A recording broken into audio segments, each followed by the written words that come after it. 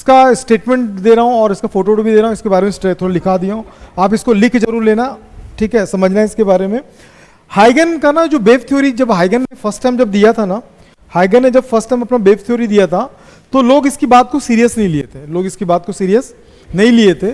और इसने अपना फर्स्ट जो पब्लिश किया था 1678 को पब्लिश किया था, और ये उस टाइम पे पहला इंसान था जो बोला था कि लाइट एग्जैक्टली ट्रेवल कैसे करता है, वेव के फॉर्म में ट्रेवल करता है। और उस टाइम पे जो न्यूटन का कॉर्पस्क्यूलस थ्योरी आ गया था, तो न्यूटन को सब सीरियस लेते थे क्योंकि वो ऑलरेडी बहुत फेमस साइंटिस्ट था, तो इसलिए इसको कोई सीरियस नहीं लेते थे, किसको, हाइगन को। तो हाइगन का जो वेव थ्योरी है अनफॉर्चुनेट उस समय एक्सेप्ट नहीं किया गया, छोड़ दिया गया। और हाइगन का एक हाइपोथेटिकल वो भी था कि हाइपोथेटिकल थ्योरी था। वो हाइपोथेटिकल थ्योरी क्या था कि जो टोटल यूनिवर्स जो है ना वो ईथर मीडियम से क्या कर रहा है, मतलब घिरा हुआ, कैप्चर्ड है, ठीक है। What is ether medium? तो वो बोले कि लाइट को जब ट्रैवल करना होता है एक जगह से दूसरी जगह ना, वो बिना मीडियम के ट्रैवल नहीं कर सकता है। और ईथर एक ऐसा अपने जो यूनिवर्स है उसके सराउंडिंग एक ऐसा हल्का सा, मतलब लो डेंसिटी का एक मीडियम है, जिसको उसने क्या नाम दिया था, ईथर मीडियम दिया था। और ये एक हाइपोथेटिकल कॉन्सेप्ट था, हाइपोथेटिकल का मतलब एक काल्पनिक था, बीमारी नहीं था, एक काल्पनिक थ्योरी था, हाइपोथेटिकल कॉन्सेप्ट थ्योरी था। तो आगे चल के लोगों को तो ये तो बिलीव नहीं था कि हाइपोथेटिकल थ्योरी है करके। तो और दूसरी बात, जब ये बोला कि लाइट को ट्रैवल करने में वेव के जैसा है, तो कोई इसकी बात को सीरियस नहीं लिया था, क्योंकि ऑलरेडी ये बोल दिया था कि एक ईथर मीडियम होता है, जबकि रियल में एग्जिस्ट नहीं करता ईथर मीडियम, ठीक। अच्छा, उसको हाइपोथेटिकल क्यों बोला गया, इससे पूछे, सुन लो, याद रखना इनसे, हालांकि तुम बिल्कुल डिजर्व नहीं करते हो ये सब चीज़ें, लेकिन मैं फिर भी बता दे रहा हूँ, एज अ रिकॉर्डिंग हो रहा है।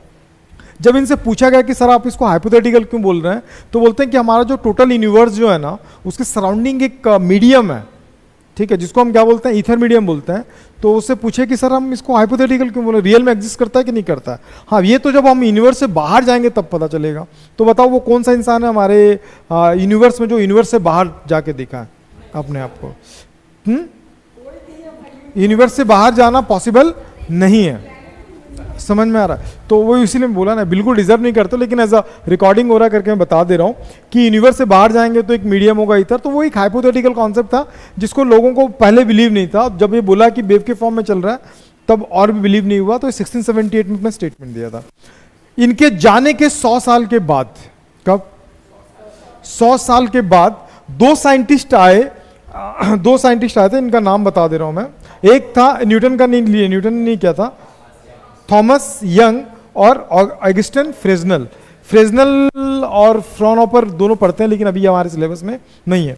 ये दोनों साइंटिस्ट आए और अपना परफॉर्म किए इंटरफेरेंस और डिफ्रैक्शन करके। पढ़ोगे कल से जो क्लास स्टार्ट होगा, इंटरफेरेंस और डिफ्रैक्शन है जो वेव ऑप्टिक्स का 80% वो कैप्चर करता है। वो डिपेंड करता है कि तुम कल अटेंड कर रहे हो कि नहीं कर रहे हो, इग्नाइट कंप्लीट है, कॉपी कंप्लीट है कि नहीं। वो अटेंड करने नहीं दूंगा क्योंकि वो अपने आप में अमेजिंग टॉपिक है, ठीक। तो थॉमस यंग और ऑगस्टिन फ्रेजनल ने अपना इंटरफेरेंस और डिफ्रैक्शन बेसिस पे ये प्रूव किया कि नहीं, आज से 100 साल पहले 1678 में जो बंदा कह रहा था कि लाइट एग्जैक्टली ट्रेवल कैसा करता है, वेव के फॉर्म में ट्रेवल करता है, ये बात सही है, ठीक है। उस समय एक्सेप्टेबल नहीं था, तो बाद में एक्सेप्ट कर लिया गया कि लाइट कैसे ट्रेवल करता है, वेव के फॉर्म में ट्रेवल करता है करके। तो इसके बारे में मैं इसकी थ्योरी बहुत सारा पढ़ा हूँ, तो मैं चाह रहा था इसके बारे में थोड़ा जान लो। ईथर मीडियम आपको कहीं ना कहीं स्ट्राइक करेगा, कहीं ना कहीं जब आप फिजिक्स को पढ़ते हो तो आपको ईथर मीडियम जरूर समझ में आएगा।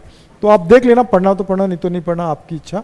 तो इनका जो स्टेटमेंट था थॉमस यंग का, तो यंग, इसका पूरा नाम भी थॉमस यंग है, याद रखना ना, यंग्स का। तो यंग का स्टेटमेंट था कि each point of the wave front source of the secondary waves, जैसे मैंने बताया थोड़ी देर पहले, क्या बताया था कि जो एक एक सोर्स होता, अब उसी को लेके 3-4 इसके पॉइंट्स है, वो सारे पॉइंट्स को आपको समझना है, ठीक। मैं पहले क्लियर कर देता हूं, फिर सारे पॉइंट समझाता हूं, फिर 2 डेरिवेशन बताऊंगा, जिसमें से एक डेरिवेशन अभी से प्रिडिक्टेड है कि आपके वेव ऑप्टिक्स से पूछेगा। 90% चांसेस रहते हैं कि वेव ऑप्टिक्स से ये क्वेश्चन पूछेगा, ठीक। अभी हम देख लेंगे, ठीक।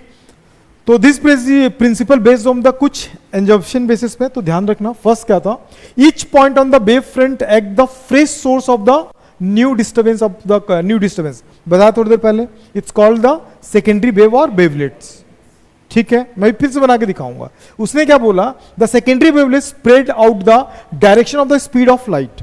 याद रखना, वो हमेशा किस डायरेक्शन में स्प्रेड आउट होता है, जिस डायरेक्शन में स्पीड, ठीक है, और उसी स्पीड के साथ स्प्रेड करेगा जिस स्पीड से लाइट ट्रेवल कर रहा होगा। थर्ड क्या बोला, the new wave front of any later time given by the forward envelope. ये वर्ड याद रखना, फॉरवर्ड इन्वेलप का मतलब क्या होता है। अब देखो मैं क्या बताने जा रहा हूं। अगर मैं बोलता हूं कि मेरे पास एक लाइन सोर्स है, मेरे पास क्या है, एक लाइन सोर्स है, तो लाइन सोर्स में अपना खुद का क्या होगा, वेवलेट्स होगा। ये सोर्स है, मान लो ये क्या है, वेवलेट्स है। तो ये वेवलेट्स क्या करेगा, वेव फ्रंट बनाएगा। फ्रेश सोर्स क्या बना, ये फ्रेश सोर्स। तो ये क्या बोलता है, इनको फॉरवर्ड इन्वेलप जोड़ो। फॉरवर्ड इन्वेलप का मतलब यही होता है, इसका मतलब होता है tangential source of the forward direction. हमेशा कौन सा डायरेक्शन जोड़ना है, इनर डायरेक्शन पे नहीं जोड़ना, कहां जोड़ना है, फॉरवर्ड डायरेक्शन। फिर क्या होगा, फिर इन्होंने क्या बताया कि भैया ये जो वेव फ्रंट बन रहा है ना, ये क्या होगा, फ्रेश सोर्स होगा। किसका, न्यू वेवलेट्स का, न्यू वेवलेट्स का। अब ये वेवलेट्स क्या बनाएंगे अपने सराउंडिंग, वेव फ्रंट बनाएंगे। क्या बनाएंगे, वेव फ्रंट। अब मैं क्या करूंगा, इन वेव फ्रंट को फिर से क्या करूंगा, मैं टेंजेंशियली ऐड कर दूंगा।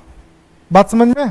तो ये जो लॉज है, अगर आपको एग्जाम में आता है आइगन प्रिंसिपल, तो 3 पॉइंट को आपको लिखना कंपलसरी। पहले इसको लिखोगे, each point of the wave front is a source of the secondary waves.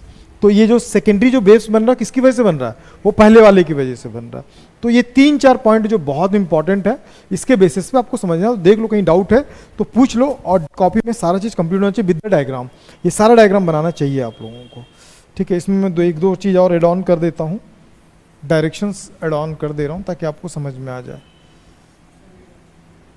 ऐसे पानी में पत्थर मार के देखेंगे, अभी बताएंगे। समझ में आ गया। अब देखो, लाइन